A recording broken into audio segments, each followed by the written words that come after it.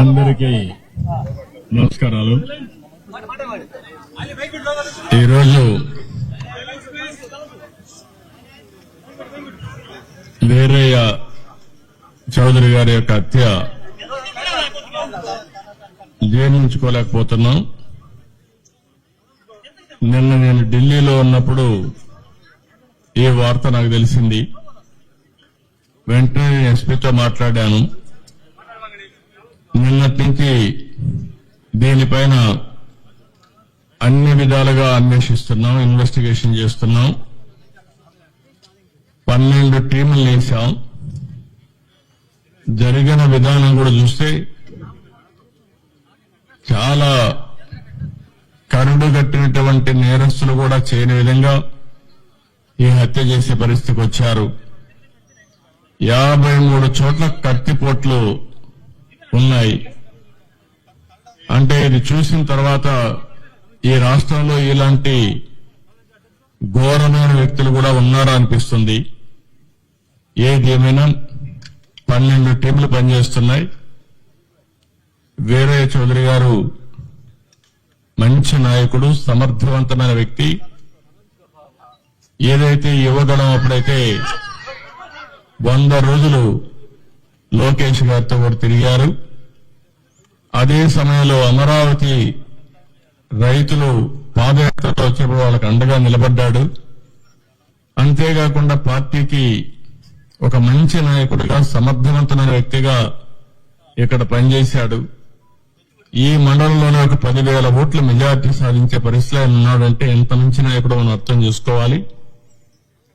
ఆయన ఎన్నికలప్పుడు నేను ఇక్కడ చూడడమే కాకుండా చీరాల కూడా చూసుకోమంటే ఇక్కడ చీరాల 2 సమర్థవంతంగా చేసి 2 గెలిపించే పరిస్థితికి వచ్చారు. అలాంటి మంచి నాయకుడిని రోజు కోల్పోవడం చాలా బాధేస్తుంది.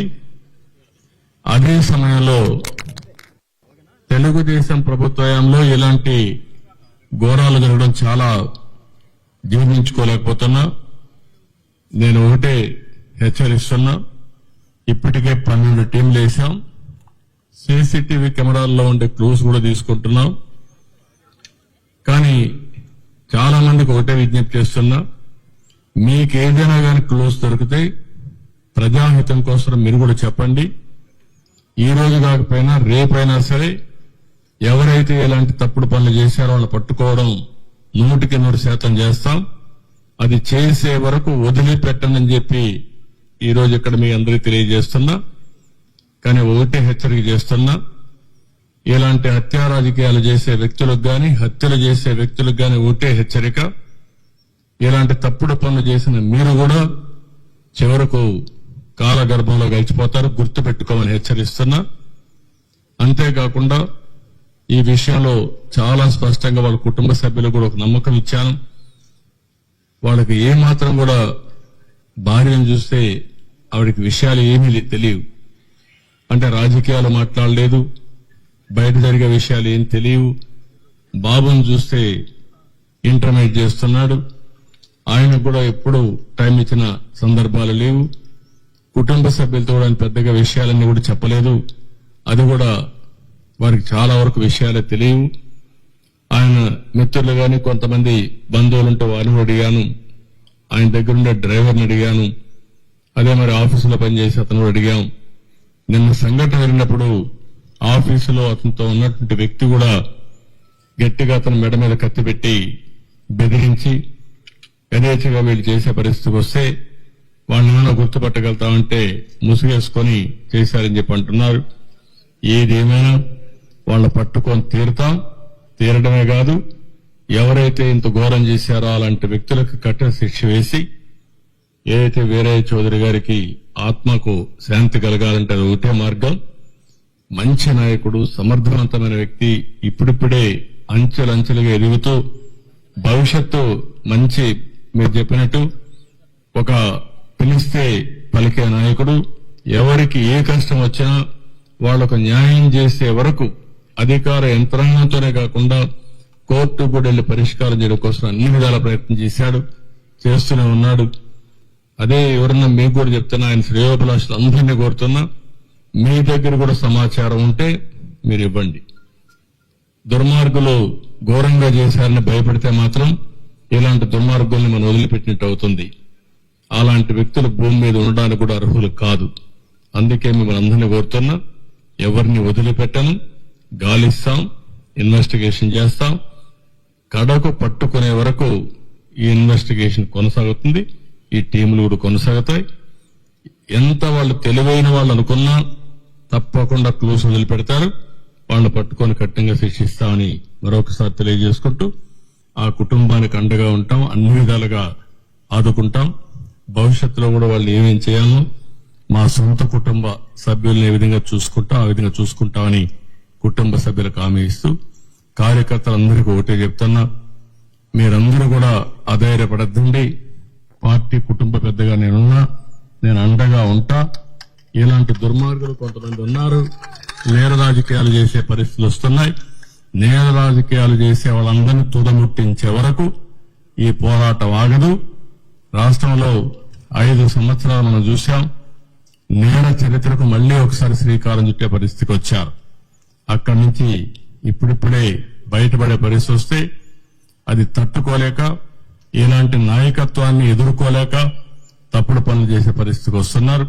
ఇది ఏదేమైనా కార్యకర్తలందరికీ విజ్ఞప్తి చేస్తున్నా, మీకు ఏమాత్రం సమాచారం తెలిసినా ఎస్పీని కలవండి. ఇక్కడ చాలా కాన్ఫిడెన్షియల్ ఎంక్వైరీ చేస్తారు, చేసి మనకు న్యాయం చేస్తారు. ఆయనే కాదు, మన కార్యకర్తలే కాదు, మామూలు వ్యక్తులు కూడా విజ్ఞప్తి చేస్తున్నా, ఈ రాష్ట్రం నేరమయమైనటువంటి నేరస్తుల అడ్డాగా తయారు కాకూడదనుకుంటే మీరు కూడా సహకరించాలి. సహకరిస్తే ఇలాంటి వ్యక్తుల్ని ఏం చేయాలో చేసి చూపిస్తాం. విధానం ఉంటే మాట మాట్లాడుకోవచ్చు, న్యాయం కోసం పోరాడొచ్చు, అంటే బయట చెప్పొచ్చు. కానీ హత్యలు చేయడం అనేది నీచమైన పని, పరమ దుర్మార్గమైన పని. దీని మీద మళ్లీ హెచ్చరిక చేస్తున్నా, అప్పీల్ కూడా చేస్తున్నా మన వాళ్ళందరికీ. ఇవన్నీ చెప్పాల్సి కోరుకుంటూ మళ్లీ మీడియా కూడా విజ్ఞప్తి చేస్తున్నా, మీకేదైనా క్లూస్ ఉంటే కూడా చెప్పండి.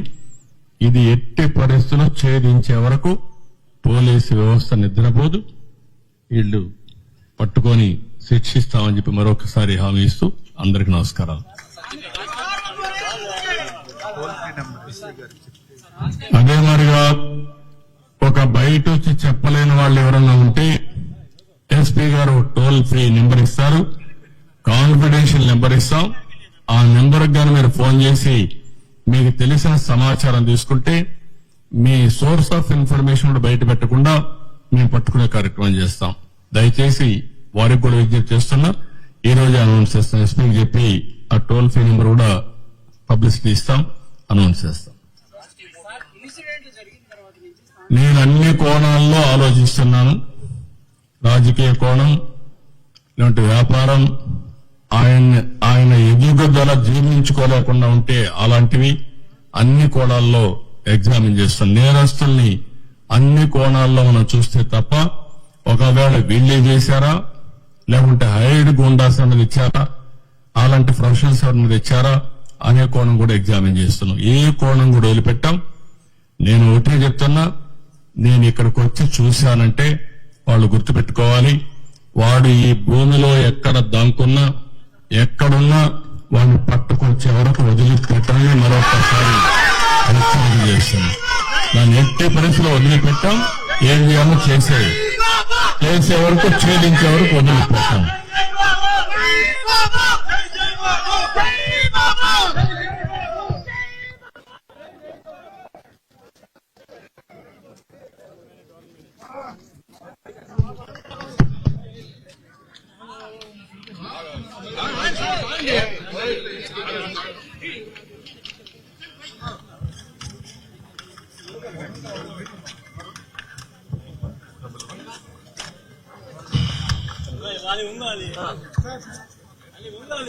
ఇది టోల్ ఫ్రీ నెంబర్. ఇది 9121104784.